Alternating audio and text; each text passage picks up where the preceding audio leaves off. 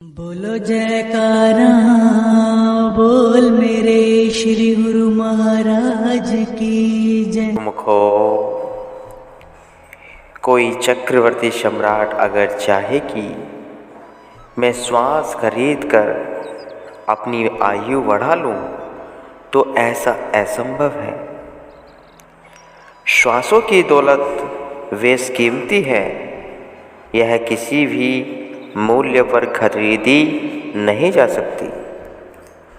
ऐसे अमूल्य 24,000 श्वास दिन प्रतिदिन व्यतीत होते जा रहे हैं। इतनी अपार वह बहुमूल्य संपदा प्रतिदिन हाथों से निकलती जा रही है। जीव झूठी माया की एक एक पाई का हिसाब रखता है और इतनी अपार संपदा का उसे तनिक भी ध्यान नहीं है कि इतने बेशकीमती श्वासों को किस प्रकार व्यय किया जा रहा है।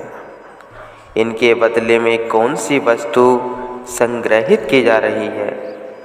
आम दुनिया जो प्रमाद में अपना जीवन व्यतीत कर रही है, पछताने वह जार जार रोने के सिवा उसके हाथ पल्ले कुछ न आएगा।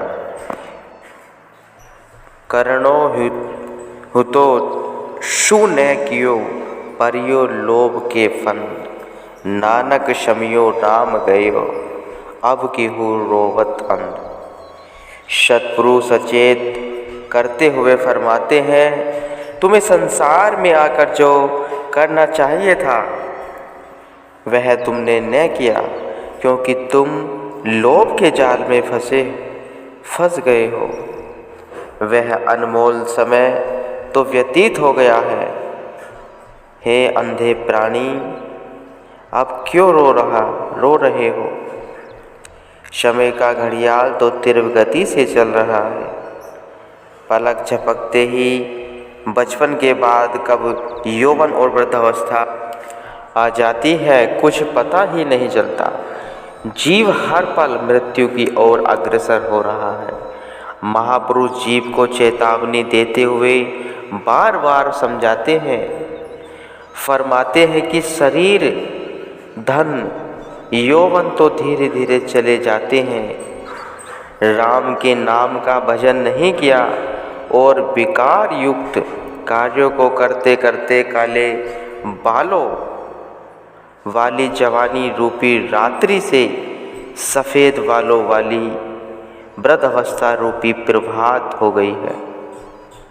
नित्य प्रति अनेक प्रकार के भोजन खाते खाते मुख के दांत घिसकर गिर गए हैं। मेरी मेरी करके यह जीव ढका गया है, फिर भी पाप करते हुए इसे दया नहीं आती। विकारों के इस भयानक दुख सागर में जीव की काया पल पल गलती जा रही है। सतपुरुष श्री गुरु नानक देव जी फरमाते हैं कि संतों की चरण शरण में आ जाते हैं, प्रभु उन्हें हाथ पकड़कर इस सागर से बाहर निकाल देते हैं। जो भी जीव संसार में आया है, चंद सांसों की पूंजी ही संग लेकर आया है और यह 4 दिन का ही मेहमान है। जैसे चौपत्ती फूल के पत्ते पानी के अभाव में मुरझाकर नष्ट हो जाते हैं, ऐसे ही जीव की आयु भी पल पल करके नष्ट हो रही है। क्षण क्षण में यह दुर्लभ काया दुर्बल होकर बुढ़ापे की ओर अग्रसर होती हुई अंत माटी में लीन हो जाती है। सब यहीं का यहीं धरा रह जाता है। एक नाम का सिवा कोई भी जीव का संगी साथी नहीं बनता। अपने मन को सम्मुख रखकर साहिब फरमाते हैं कि तू सदैव सत्पुरुषों का सुमरण कर, यह कुटुंब परिवार तेरे साथ नहीं जाएगा। फिर जिसने तेरा साथ नहीं निभाना तू अपनी सुरती उनमें क्यों अटका रहा है? ऐसा काम भूलकर भी मत करना जिससे अंत में पश्चाताप करना पड़े। तू संत सत्पुरुषों के उपदेश पर पूर्णतः मनन कर जिसने तेरे साथ जाना है। गुरु साहिब जी कथन करते हैं कि हे प्राणी, तू सदैव सच्चे मालिक का ही सुमरण आराधना कर। इंसान वृक्ष की छाया से प्रीति लगा लेता है, लेकिन जब वह नाश हो जाती है तब वह अपने मन में गहरा अफसोस करता है। जो कोई जाते हुए राही के साथ मोह डालता है उसके हाथ पल्ले कुछ नहीं पड़ता। इसलिए संत सुझाव देते हैं, आलस्य त्याग कर इसी वर्तमान समय में अपना निजी काम कर लो।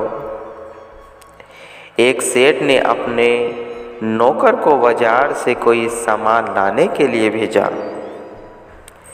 बाजार में एक बाजीगर अपनी कला दिखा रहा था। वह उसे देखने में ऐसा मस्त हो गया कि सेठ की बात उसे भूल ही गई, और जब चेत हुआ तो बाजार बंद हो चुका था। जब उसने देखा कि बाजार बंद हो गया है, फिर तो वह घबराकर रोने पछताने लगा।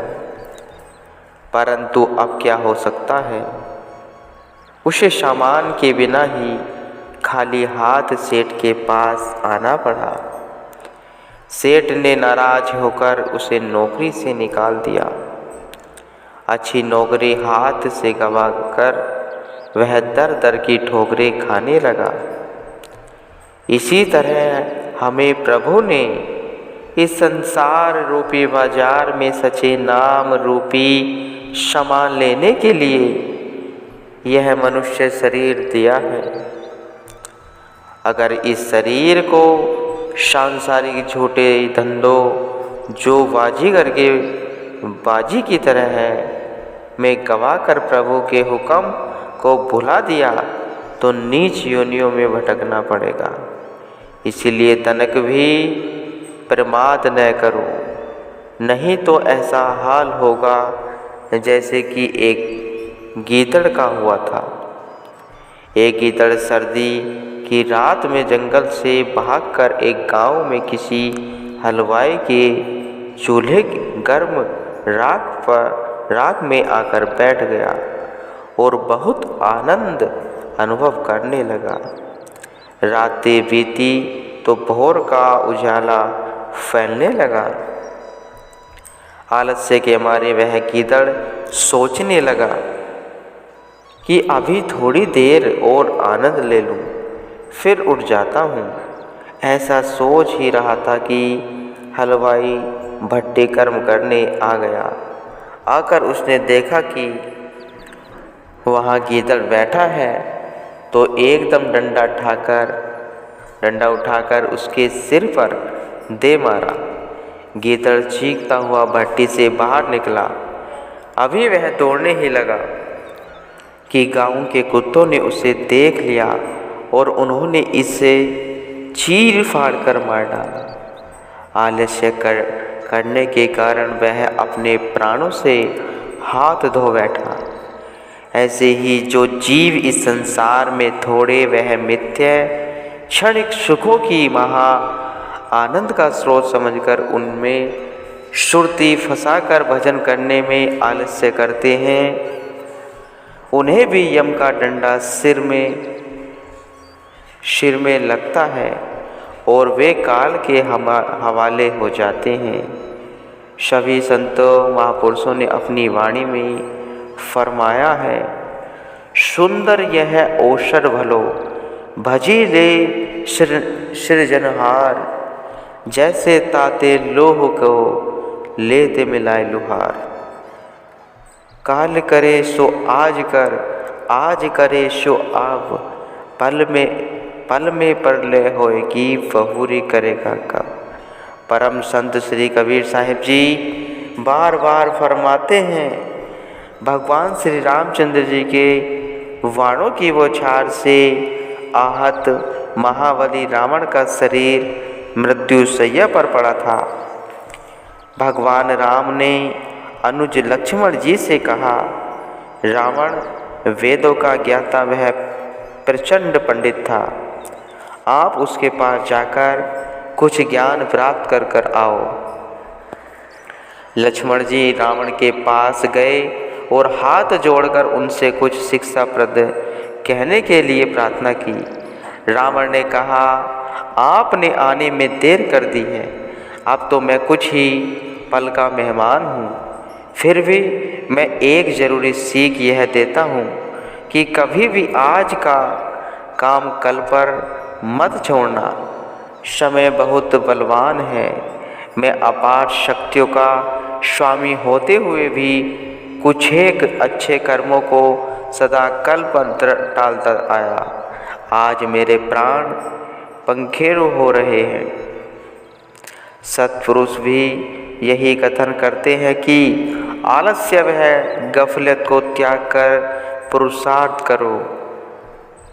जीव भक्ति मार्ग में तभी उन्नति कर सकता है जब वह पुरुषार्थ करके संतों की वाणियों पर अमल करके नाम की कमाई करे। गुरुमुखो।